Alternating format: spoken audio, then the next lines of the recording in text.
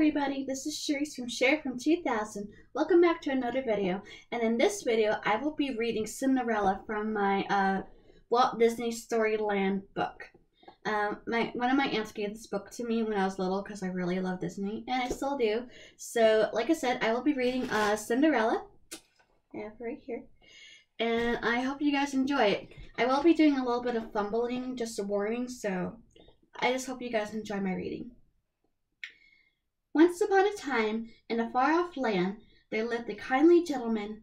He had a fine home and a lovely little daughter, and he gave her all the money he could buy, a horse of her own, a funny puppy dog, and many beautiful dresses to wear. But the little girl had no mother. She did wish for a mother and for other children to play with. So her father married a woman with 2 daughters. Now, with a new mother and sisters, he thought, his little daughter had everything to make her happy. But alas, the kindly gentleman soon died. His fine home fell into disrepair, and his second wife was harsh and cold. She cared for only her 2 ugly stepdaughters, or her 2 only daughters. To her lovely stepdaughter, she was as cruel could be. Everyone called her Cinderella from now on, for she had worked hard and she was dressed in rags, and she sat by the cinders to keep herself warm. Her horse grew old, locked up in the barn, and her dog was not allowed in the house. But you suppose Cinderella would be sad? Not one bit. Cinderella made friends with the birds who flew to her windowsill each day. Cinderella made friends with the barnyard animals, and her best friends of all were the mice. The musty old house was full of mice. Their homes were in the garret where Cinderella lived. She made little clothes for them and gave them names, like little Gus Gus right here. And they thought Cinderella was the sweetest and most beautiful girl in the world. Every morning her friends the mice and birds would wake up Cinderella from her dreams. Then it was breakfast time for the household, with Cinderella doing all the hard work, of course.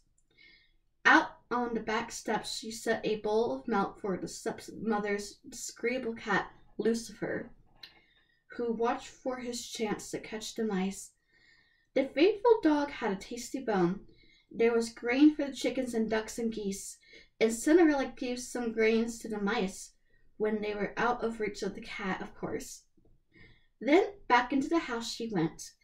Up the stairway she carried breakfast trays for her stepmother and her 2 lazy stepsisters.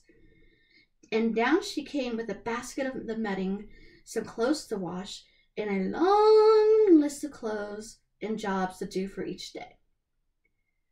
Now let me see, her stepmother would say. You can clean the large carpet in the main hall, and wash all the windows up and down, and scrub the terrace, and sweep up the stairs, and then you may rest. Oh, says Cinderella, yes, I will finish those jobs. And off to work she went. Across the town from Cinderella's house was the palace of the king, and in the king's study one day sat the king himself, giving orders to the great Grand Duke. The prince must marry, said the king to the great Grand Duke.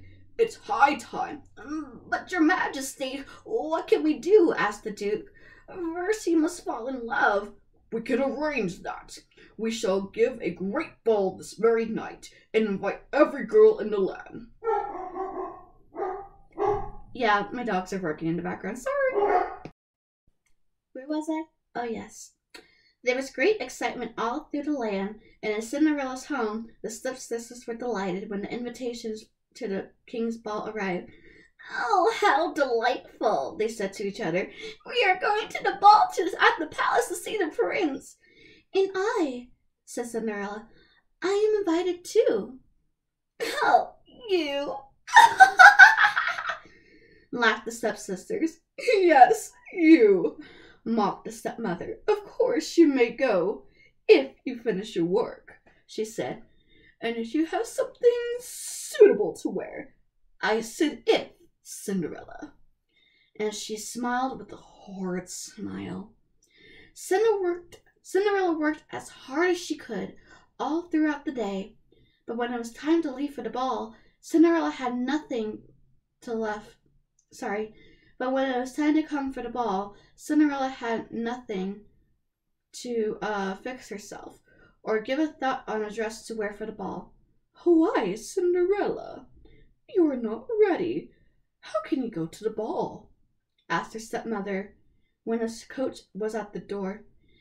"No, I am not going," said Cinderella sadly. "Not going? Oh, what a shame," the stepmother said with a mocking smile. "But there will be other balls." Poor Cinderella! She went to her room and sank down sadly, with her head in her hands, I should say. But a tweeting sound soon made her turn around. Her little friends had not forgotten her. They had been scrapering and flying about, as busy as they could be, fixing a party dress for her to wear. "Oh, what a lovely dress!" she cried. "I can't thank you enough."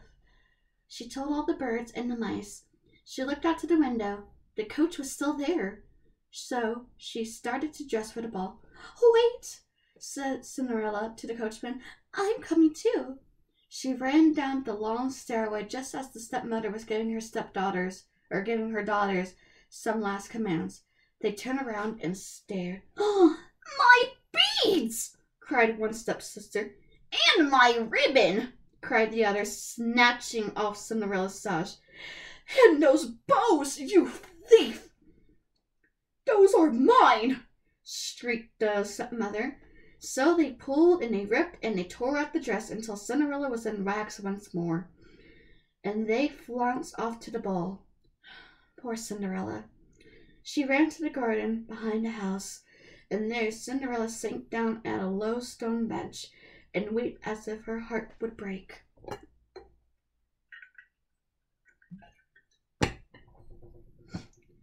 But soon she felt someone beside her. She looked up, and through her tears she saw a sweet woman. "Oh," said Cinderella. "Good evening. Who are you?" "I'm your fairy godmother," said the little woman. And from thin air she pulled out a magic wand. "Now dry your tears. You can't go to the ball looking like that. Let's see. The first thing you will need is a pumpkin," said the fairy godmother. Cinderella did not understand, but she brought the pumpkin. "And now for the magic words," the fairy godmother began. "Salakadoo, lemon-shakaboo, a bippity-boppity-boo. Put it together and what have you got? Bippity-boppity-boo." I hope I don't get copyrighted by Disney. Slowly up reared the pumpkin on its pumpkin vine, and it turned into a very handsome magic coach. What else do we need? What we next need is some fine big mice," said the fairy godmother. Cinderella brought her mice friends, and with a touch of the wand, they turned into prancing horses. Then Cinderella's old horse became a very fine coachman, and Brenda the dog turned into a footman at the touch of the magic wand and a bippity-boppity-boo. "There," said the fairy godmother. "Now hop in, child. You have no time to waste. The magic only lasts till midnight." "Oh, but my dress, dear fairy godmother," said Cinderella, as she looked at her rags. "Good heavens, child! Of course you can't go to the ball dressing like that." The wand waved again, and there stood Cinderella in the most beautiful gown in the world, with tiny slippers of glass. The princess' ball had started. The palace was blazing with lights. The ballroom gleamed with silks and jewels, and the prince smiled and bowed, but still looked very bored, as the young ladies of the kingdom in turn curtsied before him. Up upon the balcony stood the king and the duke, looking on. "Whatever is the matter with the prince?" cried the duke. "He doesn't seem to care about one of those beautiful maidens." "I feared as much," the great-grand duke said with a sigh. "The prince is just not one to fall in love at first sight." But then he just did. For that moment Cinderella appeared at the doorway of the ballroom. The prince caught sight of her through the crowd, and like in one dream he walked to her side, offering her his arm. Quickly the king beckoned to the musicians, and they struck up a dreamy waltz. The prince and Cinderella swirled off in the dance, and the king, chuckling over at the success of his plan to find a bride for the prince, went happily off to bed. All evening the prince never left Cinderella's side. They danced every dance, they ate supper together, and Cinderella had such a wonderful time that she forgot about the fairy godmother's warning until the clock in the palace tower began to strike midnight. Bong, bong, the clock struck. "Oh dear!" cried Cinderella. She knew that the magic was about to end. Without words, she ran from the ballroom, down the long palace hall and out of the door. One of her little glass slippers flew off, but she could not stop. She leaped into the coach, and away they raced home. But as they rounded the first corner, the clock finished its strokes. The spell was broken. And in there the street stood, an old horse, a dog, and a rag girl staring at the small round pumpkin. And then some mice ran chatter. "Glass slipper!" the mice cried. And Cinderella looked down. Sure enough, there was still a glass slipper on the pavement. "Oh, thank you, godmother," she said. The next morning was great excitement in the palace. The king was furious when he found out that the great-grand duke had let the beautiful girl slip away. "All we could find was this slipper," the duke admitted, "and now the prince says he'll marry the girl with whom the slipper fits, and he will not marry anyone else." "He did?" cried the king. "He said he would marry her? Well then, find her." All day and all night the great-grand duke with his servant traveled about the kingdom, trying to find the foot of which the glass slipper would fit. And the next morning his coach drove up before Cinderella's house. The news of the search had spread. The stepmother was busy rousing her daughters and preparing them to meet the duke. She was determined that one of them should wear the slipper, and be the prince's bride. The prince's bride! "The prince's bride," whispered Cinderella. "I must dress too. The duke must not find me like this." She went off to her room, humming a waltzing tune. Then her stepmother suspected the truth, that Cinderella was the girl the prince was seeking. So the stepmother followed Cinderella to lock her in her room. The mice chattered a warning, but Cinderella did not hear them. She was off in a world of dreams. Then she heard the key click. At the door of her room was locked. "Oh, please let me out! Oh, please!" she cried. But the wicked stepmother only laughed and went away. "We'll save you," said the loyal mice. "We will somehow get that key." The household was in a flurry. The great-grand duke had arrived. His servant held the glass slipper in his hand. "It's mine!" both stepsisters cried, as each of them tried to force her foot into the tiny glass slipper.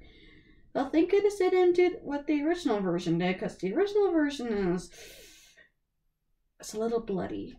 Hint, hint. But the stepsisters failed.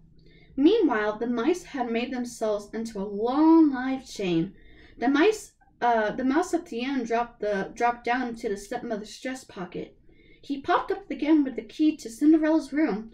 At once the mice hurried off with the key. Now the great-grand duke was at the door, about to leave. Suddenly, down the stairs Cinderella came flying. Oh, wait, please," she called. "May I try the slipper on?" "Of course you may try," said the great-grand duke. He called back his servant with the slipper, but the wicked stepmother tripped the boy. Away sailed the slipper, and crash! It splintered in 1,000 pieces. Oh my, whatever will I tell the king?" "Oh, never mind," said Cinderella. "I have the other one over here." And she pulled from her pocket the other glass slipper. And so off to the palace went Cinderella in the king's own coach, with the happy great-grand duke by her side. The prince was delighted to see her again, and so was his father, the king. for this sweet and beautiful girl won the hearts of all who met her. In no time at all, she was the princess of the land, and she and her husband, the charming prince, rode to their palace in a golden coach to live happily ever after. The end. Well, despite me stuttering a little bit and my dog's in the background, I hope you guys enjoy that story. And I hope you guys tune in for the next one. I will be doing some more throughout this week because I'm on spring break and I thought it would be fun to read to you guys. So, see you guys in the future and stay tuned for more Sher reads. Bye!